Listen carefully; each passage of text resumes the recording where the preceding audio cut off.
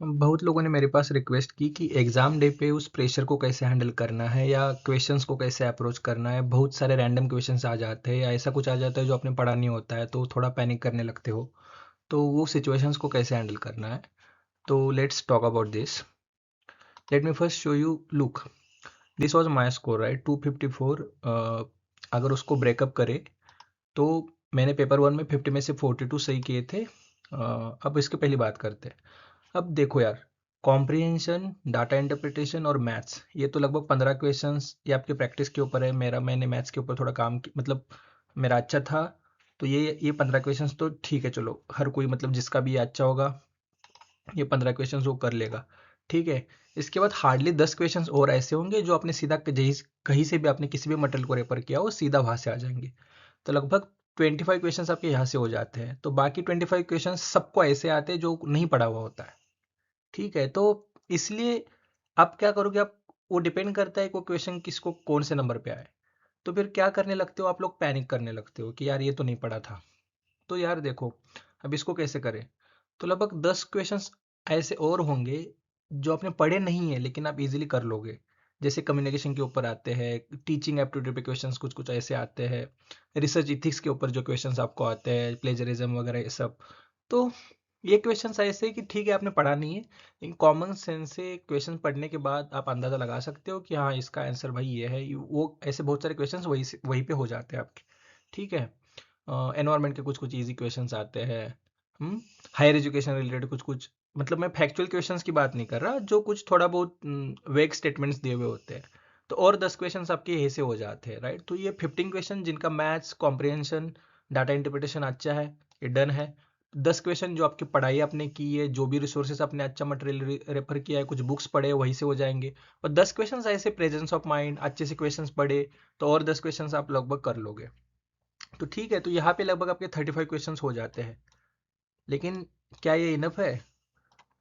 JRF चाहिए तो ये 35 आप इनफ नहीं रहा है, ठीक है। तो आपको अराउंड 40 के पास जाना पड़ेगा। तो और 5-7 क्वेश्चंस बहुत सारे फैक्टर्स पे डिपेंड करेंगे, ठीक है। तो यहाँ पे लक फैक्टर भी काम करता है। अ, मेरा जो 42 आया था इसमें मैं बता सकता हूँ, मैंने खुद देखे क्वेश्चंस, लगभग 4 क्वेश्चंस ऐसे थे जिसका मुझे बिल्कुल नहीं पता था। ऐसे कुछ भी फिल्म्स के नाम पूछे थे कि पहली फिल्म कौन सी है, ये फिल्म किसने डायरेक्ट की थी वगैरह वगैरह, मुझे कुछ नहीं पता था बहुत सारे क्वेश्चंस में। लेकिन वो तुक्के कभी कभी लग जाते हैं, कभी कभी नहीं। तो ये 5-7 क्वेश्चन ऐसे होंगे कि पता नहीं, लेकिन एटलीस्ट 35 तो मिनिमम लेके आप आ ही सकते हो। उसके बाद जो 15 आप तुक्के लगाओगे, उसमें से भाई ऐसे नेगेटिव मार्किंग तो है नहीं, तो 4 से 5 तुक्के तो सही लग लग सकते हैं आपके, ठीक है। तो ऐसे 40 के अराउंड जा सकता है। तो लेकिन बस इतना दिमाग में रखना है, पैनिक नहीं होना है। कोई भी ऐसा क्वेश्चन एक आधा दिखे कि आपने नहीं पढ़ा है, कुछ अजीब सा फैक्ट पूछ लिया, तो उस समझ के चलो ऐसे लगभग 15-20 क्वेश्चन आने ही आने हैं। अ, उसके ऊपर फोकस नहीं करना, फोकस इन 35 क्वेश्चंस पे करना है, जिसमें से 15 आपके डन है, कॉम्प्रिहेंशन, मैथ्स और डाटा इंटरप्रिटेशन। और बाकी के 15 15 से 20 क्वेश्चंस ऐसे हैं जो मतलब आप इजीली कर सकते हो या आपने पढ़ा हुआ है। इनके ऊपर फोकस करना है, यहाँ पे अच्छा परफॉर्म करना है। ये 15 जो भी है सब लोग तुक्के लगाएंगे, ठीक है। तो यहाँ पे इतना ज़्यादा नहीं सोचना है। अब बात करते हैं पेपर टू की। पेपर टू में मेरे 85 सही हुए थे। क्या मुझे इतना सब पता है पॉलिटिकल साइंस का, हर नाम मैं जानता हूँ? ऐसा तो नहीं है, ठीक है। यहाँ पे भी अगर हम ब्रेकअप करने की ट्राई करें तो जो भी हमने पढ़ा है नॉलेज के बेसिस पे 60 to 65 क्वेश्चन ही हर कोई सॉल्व कर पाएगा, ठीक है। उसके बाद जो 20-25 क्वेश्चंस आते हैं, इसमें बहुत सारे क्वेश्चंस ऐसे भी होंगे कि बिल्कुल भी नहीं पता है, और कुछ कुछ क्वेश्चंस ऐसे होंगे कि हाँ पार्शियली पता है। जैसे मैच द फॉलोइंग में हो गया कि चार चार पेयर्स है, हमें 2 पेयर्स पता है, कभी बार एक पेयर पता है, उससे भी क्वेश्चन सॉल्व हो जाता है। तो थोड़ा दिमाग खुला रखेंगे। और देखो, इसकी मैं इन डेप्थ भी बाद में नेक्स्ट स्लाइड में बात करूंगा आपसे कि इसको भी कैसे देखना है। लेकिन ये ये गिवन है कि भाई हर कोई को 60-65 क्वेश्चन ही पता होंगे 100 में से। बाकी के वो वहाँ पे कैसे आप डील करते हो उसके ऊपर है, उसको कैसे डील करना है ये भी मैं बात करूंगा। लेकिन मैं अभी, मेरा पर्पस ये है आपके साथ ये डिस्कस करने का कि इसलिए ना लास्ट मोमेंट में बहुत सारे लोगों के साथ ऐसा होने लगता है कि ये नहीं पढ़ा है सही से, ये नहीं पढ़ा, इसके लिए थोड़ा कम पढ़ा, ये हुआ। तो दिमाग में ये ज़्यादा रहता है नेगेटिव चीज़ें। तो इसलिए मैं ये बता रहा हूँ कि कुछ ज़्यादा एफर्ट्स कितना भी कोई भी एफर्ट्स करे, 60-65 क्वेश्चंस ही वो अपने नॉलेज की बेसिस पे सीधा सीधा कर लेगा। और यहाँ पे भी लगभग ये 35 क्वेश्चंस ही कर लेगा, तो बाकी 15 क्वेश्चंस ऐसे आने वाले हैं जो आपको कुछ नहीं पता है। तो ऐसे 15 क्वेश्चंस के लिए ये 35 गलत नहीं करना है। यहाँ पे आप इस 15 क्वेश्चंस को देख के आप पैनिक करोगे, ये 35 गलत करोगे। यहाँ पे भी ये ऐसे 20-25 क्वेश्चंस ऐसे आएंगे जो किसी को नहीं पता होगा, ये 20-25 देख के आप पैनिक करोगे, ये 60-65 जो आप इजीली कर सकते हो उसको आप गलत करके आओगे। तो इसको अच्छे से पहले सॉर्ट करना है। ठीक है, अब बात करते हैं इन डिटेल। ठीक है, तो पहली बात तो देखो, लॉजिस्टिकल जो भी है आपका सेंटर जहाँ पे भी है, उसके लिए हॉल टिकट, 2 फोटोज, आपका आइडेंटिटी प्रूफ जो भी है, ये सब पहले आप एक दिन पहले ही रात को आप सब ये रेडी करके रख लो। क्योंकि क्या होता है, बहुत सारे लोग एग्जाम के सुबह करने के ट्राई करते हैं, तो उस पैनिक हो जाते हो, फिर एग्जाम में उस माइंडसेट के साथ जाते हो। ठीक है, क्योंकि वो फिर आप जल्दी जल्दी सुबह उठ के जेरोक्स सेंटर ढूंढोगे, वहाँ पे जेरोक्स कराओगे, फोटोज लेके जाओगे, ये सब पैनिक करोगे। तो मुझे लगता है ना ये थोड़ा फिर एग्जाम में ना थोड़ा हड़बड़ी में जाओगे, काम माइंडसेट नहीं रहेगा आपका, कूल माइंडसेट नहीं रहेगा। इसलिए एक दिन पहले ही ये सब करो। एग्जाम सेंटर भी जानबूझ के 1 घंटा पहले ही पहुंचो।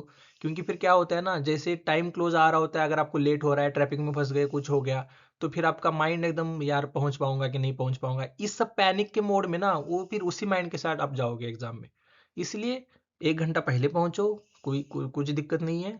और मटेरियल जो भी लगेगा, हॉल टिकट वगैरह, ये सब एक दिन पहले रखो। क्योंकि ये इसलिए जरूरी, मैं ये क्यों यहाँ पे बता रहा हूँ, क्योंकि ये जो एग्जाम के पहले के 1-2 घंटे मैटर करेंगे। यहाँ पे हड़बड़ी मचाओगे, पैनिक करोगे, तो फिर एग्जाम सेंटर में थोड़ा मुश्किल आएगी। ठीक है, तो इसलिए ये महत्व इंपॉर्टेंट है। उसके बाद देखो, सबसे इंपॉर्टेंट है खुद के ऊपर ट्रस्ट करना, खुद के मटेरियल के ऊपर ट्रस्ट करना, खुद ने जो मेहनत की है उसके ऊपर ट्रस्ट करना। क्योंकि सेल्फ बिलीफ सबसे इंपॉर्टेंट है।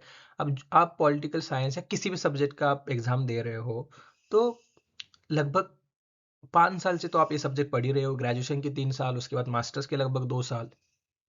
ठीक है, तो आपने लेक्चर्स में आपने जो भी रीडिंग मटेरियल पढ़ा है, बुक्स पढ़े हैं, कहीं ना कहीं कोई ना कोई नाम कहीं पे तो सुना हुआ होता है। ठीक है, मतलब आपके सबकॉन्शियस माइंड में तो होता ही है वो। आपने लेक्चर्स देखे, यूट्यूब लेक्चर्स देखे, वीडियोस देखे, इतना मटेरियल पढ़ा, शॉर्ट नोट्स पढ़े, फैक्चुअल नोट्स पढ़े, बुक्स पढ़े, भाई कहीं ना कहीं वो नाम आपके सर से, मतलब कहीं ना कहीं देखा हुआ होता है कुछ तो, मतलब वो आपके सबकॉन्शियस माइंड में होता है। तो ऐसा नहीं है कि ये नया है आपके लिए कुछ, आप एकदम कुछ नया करने जा रहे हो। तो इसलिए मैं ये बोल रहा हूँ कि खुद के ऊपर पहले ट्रस्ट करो। अगर खुद के ऊपर कॉन्फिडेंस होगा, तो आपका माइंडसेट अच्छा रहेगा वहाँ पे। ठीक है, मतलब एक थोड़ी टेंडेंसी ऐसी होती है ना कि, मतलब मैं भी अब इतने सारे एग्जाम्स दे रहा हूँ, तो टेंडेंसी ये होती है, एग्जाम जैसे नज़दीक आ रहा होता है ना, एग्जाम के एक दिन पहले या एग्जाम के दिन सुबह, हम ऐसी चीज़ें दिमाग में रखते हैं जो हमने नहीं की है। यार ये रह गया, ये रह गया, ये नहीं किया। इन सबको भूल जाओ यार, ये इसके बारे में अभी सोचने का कुछ मतलब है नहीं। ठीक है, तो जो किया है उसको याद करो। भाई मेरा पॉलिटी डन है, यहाँ पे मेरे 30-35 क्वेश्चन, 25 क्वेश्चन लगभग हो जाएंगे। मेरा आयर डन है, यहाँ पे 15-20 क्वेश्चन आराम से हो जाएंगे। इंडियन पॉलिटिकल थॉट इजी है, वेस्टर्न पॉलिटिकल थॉट इजी है, कंसेप्ट के ऊपर इजी क्वेश्चन आते हैं। ठीक है, पब्लिक एडमिनिस्ट्रेशन के 3 चैप्टर्स मैंने पढ़े हैं, तो यार जहाँ से भी जो भी पढ़ा है, ठीक है, तो मतलब जो पढ़ा है उतना ही दिमाग में रखो। ठीक है, हो जाए, अब पैनिक करने का कुछ मतलब नहीं है। तो ये बात सबसे इंपॉर्टेंट। उसके बाद देखो, प्रोसेस के ऊपर ट्रस्ट करो, आपने मेहनत की है, यू डिजर्व दिस। ठीक है, और आप अच्छे माइंडसेट के साथ पेपर दोगे, बाद में जो भी होगा देखा जाएगा। अगर हम तो ट्रस्ट, प्रोसेस के ऊपर ट्रस्ट करना है हमें। ठीक है, उसके बाद स्ट्रेंथ के ऊपर फोकस करना है, जो हमने अच्छे से पढ़ा है, जहाँ पे हम स्ट्रांग है, जो एरियाज हमारे अच्छे हैं उनको याद करो बार बार। ठीक है, वीकनेस के ऊपर अभी कुछ सोचना भी नहीं है, उसको आप देखना भी नहीं है, उसके बारे में कुछ दिमाग में नहीं लेके आना है। जो भी हमारे स्ट्रेंथ्स है, जो हमारे अच्छे एरियाज है, जो हमने अच्छे से पढ़ा है, उसको याद करो बार बार, अच्छा माइंडसेट बनेगा। ठीक है, उसके बाद कोई भी एजम्पशंस प्रिजम्पशंस लेके एग्जाम में नहीं जाना है, पेपर बहुत इजी आने वाला है, पेपर बहुत फैक्चुअल आने वाला है, पेपर बहुत ऐसे आने वाला है, पेपर बहुत मतलब डिफिकल्ट आने वाला है। मुझे ऐसे लगता है कि कोई भी सोच दिमाग में लेके मत जाओ, सीधा ब्लैंक सेट के साथ जाओ, जो भी क्वेश्चन आएगा देखा जाएगा। ठीक है, क्योंकि यहाँ पे बहुत सारी दिक्कतें हो जाती है। आप अगर ऐसे लेके जाओगे पेपर बहुत वर्स्ट आने वाला है, इजी आता है, तो आप बहुत खुश हो जाते हो, और खुश होने के चक्कर में कुछ छोटी छोटी सिली मिस्टेक्स करके आते हो। कभी कभी ऐसे होता है कि आप पढ़ाई बहुत अच्छे से की होती है तो पेपर आप सोच के जाते हो पेपर तो मुझे बहुत ईजी आएगा। एक दो क्वेश्चन ऐसे आ जाते हैं कि हमें नहीं पता होते तो हम पैनिक करने लगते। इसलिए कुछ भी एजम्पशन प्रिजम्पशन लेके नहीं आना है कि पेपर लास्ट ईयर जैसा आएगा या पेपर 2023 जैसा आएगा, 24 जैसा आएगा। कुछ ऐसे कुछ सोच लेके मत जाओ पहले से ही। ठीक है। उसके बाद टाइम मैनेजमेंट। अब देखो, मेरा एटीट्यूड, मैंने जब एग्ज़ाम दिया तो ऐसे था कि मैं क्वेश्चन 1 से स्टार्ट करता हूँ, सीधा 150 तक चला जाता हूँ। हर के लिए अलग अलग हो सकता है, उसमें बस दिमाग में इतना ही सोचना है। बहुत बार ऐसे होता है जनरली कि पहले 5 क्वेश्चन डीआई के होते हैं, डाटा इंटरप्रिटेशन। तो आप पहले देख लो कि ये ईजी है डीआई या डिफिकल्ट है। अगर डिफिकल्ट है तो वो 25-30 मिनट्स खाएगा आपके, और इसमें कोई दिक्कत नहीं है, खाने दो। 5 क्वेश्चन 5 मार्क्स चाहिए हमें किसी भी हालत में, वो कंफर्म 5 मार्क्स है। ठीक है। तो लेकिन वो फिर बाद में करना है। अगर ऐसा डीआई लगे कि बहुत इजी है, ये 10 से 12 मिनट 15 मिनट में हो सकता है, तो स्टार्ट में कर दो। अगर वो इजी नहीं है, आपको लगेगा ये 20-25 मिनट्स खाने वाला है मेरे, तो वो एंड में कर दो। इस टाइप से करो। पहले डीआई अगर इजी होगा तो, क्योंकि इजी होता है अगर आपने 10 मिनट 15 मिनट भी ले लिए, वो फिर होता है ना कि भाई मेरे 5 मार्क्स कंफर्म हो गए। तो ये बहुत इंपॉर्टेंट है। लगभग 10% मार्क्स मार्क्स हो गए पेपर 1 के वहाँ पे। ठीक है। तो इस हिसाब से कर लो। लगभग 1 घंटे में आपको पेपर 1 कंप्लीट करना है अपना। ठीक है। और उसके बाद 2 घंटे में पेपर 2 आराम से हो जाता है। हम्म। तो इस हिसाब से इसको देख लो आप। और फिर जनरली फर्स्ट गेस जो होता है वो सही होता है, आपके सबकॉन्शियस माइंड से वो आ रहा होता है। बहुत बार लोग ऐसा करते हैं कि फर्स्ट गेस होता है उसको बाद में चेंज करेंगे। अगर आप बहुत ही श्योर हो तो ही चेंज करो, नहीं तो फिर उसको चेंज करने प्लीज मत जाओ। क्योंकि मतलब जनरली ऐसे होता है कि कुछ क्वेश्चंस हम सीधा श्योर होते हैं, कुछ कुछ क्वेश्चंस जहाँ पे हमें डाउट है वो हम क्या करते हैं, मतलब आंसर वहीं पे दे देना है, बस उसको मार्क फॉर रिव्यू करना है। और फिर बाद में ऐसे ही क्वेश्चंस रिवीज करने हैं जहाँ पे मार्क फॉर रिव्यू किया हुआ है। ठीक है। तो और वहाँ पे फिर बहुत ही ज़्यादा मन कर रहा है कि नहीं चेंज करना ही करना है, याद में आ गया इसका आंसर तो ही चेंज करो, अदरवाइज चेंज करने मत जाओ। और फिर तीसरा इंपॉर्टेंट यहाँ पे ये बात है कि एक बार मेरे ऐसे भी फ्रेंड्स मैंने देखे हैं कि सीली मिस्टेक्स की है, आंसर ये था लेकिन मार्क कुछ अलग कर दिया। इस लास्ट के 5 मिनट इसलिए दे दो आप कि क्वेश्चन नंबर 1 से 150 तक सारे आंसर्स एक बार चेक करना कि भाई मुझे जो आंसर देना था वही मैंने किया है कि नहीं। क्योंकि ऐसे एक दो क्वेश्चन ऐसे भी मैंने देखे मेरे फ्रेंड्स के गलत होते हुए। ठीक है। तो ये भी करना है कि मुझे यही आंसर देना था, क्या मैंने वहीं पे दिया है, वही यही यही ऑप्शन चूज किया है कि नहीं। और बहुत सारे बच्चों को ये भी नहीं पता होता है, आई होप सो अभी पता हो, कोई निगेटिव मार्किंग है नहीं यार। तो 150 आउट ऑफ 150 सारे करके आने हैं। ठीक है। बहुत सारे लोग जिनको नहीं पता होता है ये कि भाई नेगेटिव मार्क, उनको लगता है नेगेटिव मार्किंग है। तो 150 आउट ऑफ 150 करके आने ही आने हमें। हम्म। उसके बाद आपके स्क्रीन पे जो क्वेश्चन है उसी के बारे में सोचना है। ठीक है। उसके पहले वाला कैसा था भाई, ये मेरा ऐसा हुआ वैसा हुआ, नेक्स्ट कैसा आएगा भाई, क्या डिफिकल्ट क्वेश्चन आएगा, इजी आएगा, क्या होगा। कुछ नहीं, कुछ लेना देना ही नहीं है। आप बस, आपके सामने स्क्रीन है, इधर कौन बैठा है उधर कौन बैठा है, क्या चल रहा है, इन्विजिलेटर घूम रहा है, क्या हो रहा है, कुछ नहीं। आपके सामने स्क्रीन है, 3 घंटा बस वो स्क्रीन, माउस और आप, इतना ही है। ठीक है। और जो क्वेश्चन आपके स्क्रीन पे उसके साथ जस्टिस करना है। अगर आप पीछे वाले क्वेश्चन के बारे में सोचते रहोगे तो उसके साथ अनजस्टिस कर रहे हो आप, फिर वो आपको फिर मुश्किल में डालेगा। इसलिए उसी क्वेश्चन पे फोकस करना है जो आपकी स्क्रीन पे है। चाहे पीछे वाला क्वेश्चन कैसा भी आए, बात का नहीं, वो तो सोचना ही नहीं है यार, वो जब स्क्रीन के ऊपर आएगा तब देखा जाएगा नेक्स्ट क्वेश्चन क्या था। ठीक है। तो ऐसा है कि पीछे वाला कुछ भी लगेज, जो बैगेज होता है उसको आगे लेके नहीं जाना है, वो उसी पे छोड़ देना है। वो उसके साथ हमने डील कर लिया, हमें जो बेस्ट पॉसिबल आंसर लग रहा था वो हमने दे दिया है, अब देखा जाएगा जो भी है। ठीक है। इस टाइप से we are suppose to do justice with the every question. और एवरी क्वेश्चन मैटर्स है। यहाँ पे सीलीली इजीली नहीं ले सकते, क्योंकि यार कट ऑफ अभी इतना जा रहा है। एवरी क्वेश्चन मैटर्स, तो हर क्वेश्चन को सीरियसली लेना है, और जितने बेस्ट हो सके उतने कैपेबिलिटीज के साथ उसको सॉल्व करना है। और बहुत बार ऐसे होता है कि जो मैंने कहा ना कि हार्डली 60-65 क्वेश्चन से अपने नॉलेज के बेसिस पे जो आपने पढ़ा है वहां से सीधे सीधे आ जाएंगे। बाकी बचे हुए 20-25 क्वेश्चन आपको कॉन्टेक्चुअलाइज करना है। कॉन्टेक्चुअलाइज मतलब कुछ तो पार्शली याद आ रहा है क्या, उसको कहाँ पे प्लेस करूँ मैं, क्रोनोलॉजी आ रहा है तो यार ठीक है, मुझे एग्जैक्ट ईयर नहीं पता है, तो उसके आजू बाजू का कुछ इंसिडेंट कुछ इवेंट पता है क्या मुझे। तो ऐसे बहुत बार होता है ना कि 5 इयर्स प्लान पूछ ले, तो ठीक है मुझे एग्जैक्ट नहीं पता, लेकिन फिर कुछ तो एक एक आधा प्लान पता होता है कि भाई इमरजेंसी में कौन सा था, 5 नंबर का 5 ईयर प्लान था क्या?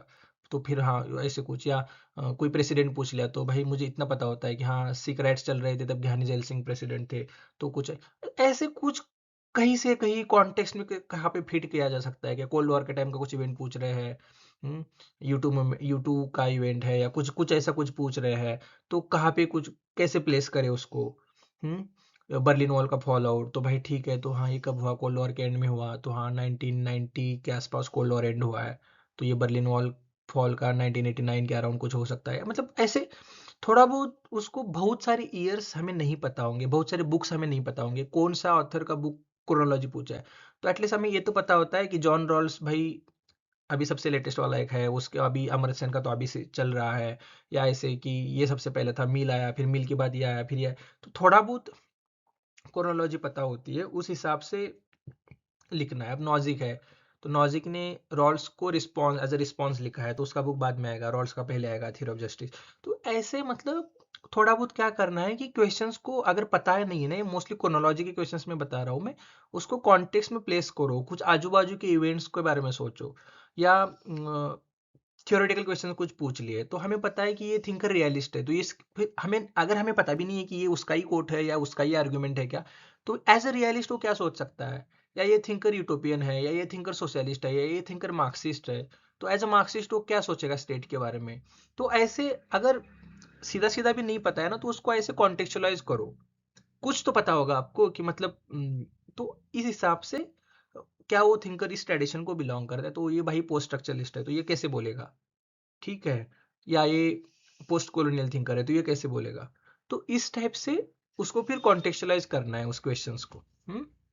बहुत सारे आर्टिकल्स हमें नहीं पता होते हैं, लेकिन हम क्या कर सकते हैं कि थोड़ा ब्रॉड आइडिया तो होता है कि इलेक्शन कमीशन के आर्टिकल इसके अराउंड आते हैं, तो इलेक्शन से रिलेटेड प्रोविजन है, तो आर्टिकल 324 से लेके 330 के बीच में कुछ तो होगा, ठीक है भाई, पर्टिकुलर आर्टिकल नहीं पता, लेकिन ऑप्शंस में इतने सारा ज्यादा मतलब वो इतना क्लोज ऑप्शंस नहीं देते हैं, तो आपका वो सॉल्व हो जाता है। कौन से पार्ट में कौन सा थोड़ा बहुत पता होता है कि हाँ 368 अमेंडमेंट से रिलेटेड आर्टिकल्स है, उसके बाद फिर कौन से आर्टिकल स्टार्ट हो जाते हैं, या ये थोड़ा बहुत कहीं से कहीं कुछ ऐसे करना है, उसको कॉन्टेक्स्ट में फिट करना है। उसके बाद यही है कि पूरे प्रोसेस के ऊपर ट्रस्ट रखो आप, और कट ऑफ वगैरह क्या लगेगा, कितने लोग एग्जाम में आए हैं, कितने नहीं आए हैं, कितने लोग बैठेंगे, क्या होगा, कुछ नहीं सोचना है उस टाइम पे, आपको कुछ नहीं सोचना है उस टाइम पे, बस आपको एग्जीक्यूशन के ऊपर काम करना है। मैंने जो पढ़ा है बेस्ट ऑफ माई एबिलिटीज मैंने पढ़ा है, अभी मुझे इतना ही पता है, मुझसे जितना हो सकता था मैंने किया है, और मैंने बेस्ट किया है। सबके लिए सब करना बिल्कुल पॉसिबल नहीं होता है, ठीक है।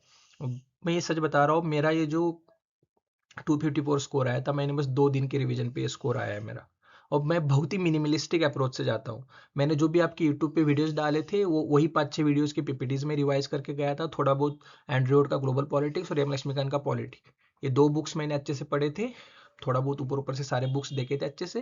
वो बुक्स मैं ऑलरेडी 2-2 3-3 4 बार पढ़ चुका था, इसलिए मुझे वो रिवीजन फास्ट हो जाता है। और जो मेरे वीडियोस जो मैंने डाले हुए ऑलरेडी कंपेरेटिव पॉलिटिक्स के ऊपर, पब्लिक एडमिनिस्ट्रेशन के ऊपर, Indian political thought, western political thought, political theory, इसके पीपीटीज में बार बार बार 2 या 3 रिवीजन उसके करके गया था, तो 2 दिन में इतना हो सकता था उतना करके गया था। तो अब इसका मतलब ये नहीं है कि सबके लिए पॉसिबल है, क्योंकि मुझे पता है मैं पॉलिटिकल साइंस लगभग लगभग 6-7 साल से पढ़ रहा हूँ, ठीक है, तो ये तब पॉसिबल हो जाता है। तो अब तो भी क्वेश्चंस कैसे भी पूछते हैं, तो पैनिक करके जाता है यार, नहीं आजकल तो क्वेश्चंस कुछ भी पूछ रहे हैं, मुझे नहीं आएगा, तो वो टब जाने वाला है प्रोसेस।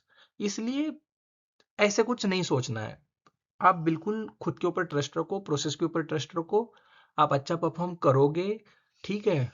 बस आपके सामने जो क्वेश्चन है उसके बारे में सोचो, बाकी कुछ नहीं सोचना। और ऑल द बेस्ट, अच्छे से दे के आओ ये सब लोग एग्जाम, एंड बाद में देखेंगे, जो भी होगा देखा जाएगा, ठीक है। क्योंकि ये एग्ज़ाम कुछ वर्थ डिसाइड नहीं करता है, मैं खुद बोल रहा हूँ, एग्ज़ाम बहुत ही फालतू एग्ज़ाम है, ठीक है, फालतू इन द सेंस वो कुछ सेंस करने वाले क्वेश्चंस नहीं पूछ रहे हैं, फैक्चुअल चीज़ें पूछ रहे हैं, रोट लर्निंग वाले सारे क्वेश्चंस पूछ रहे हैं, कुछ कर नहीं सकते यहाँ पे। इसलिए मैं इतना ही बताऊंगा कि ये कुछ आपकी सेल्फ वर्थ डिसाइड नहीं करता है, ये एग्ज़ाम आपका नॉलेज डिसाइड नहीं करता है, ये एग्ज़ाम आपकी सब्जेक्ट की अंडरस्टैंडिंग डिसाइड नहीं करता है, ठीक है। एटलीस्ट ये 2-3 साल का जो ट्रेंड अगर मैं देखूं, तो पैनिक खुद मतलब क्वेश्चन तो खुद को बिल्कुल नहीं करना है इस फालतू एग्जाम के लिए, ठीक है। क्वेश्चन तो बिल्कुल नहीं करना है, जो भी होगा ठीक है, होगा देखा जाएगा, आप बेस्ट परफॉर्म करके आओ, ठीक है। Till then, thank you all, आपने अच्छे से पढ़ा है, I trust you all, and all the best.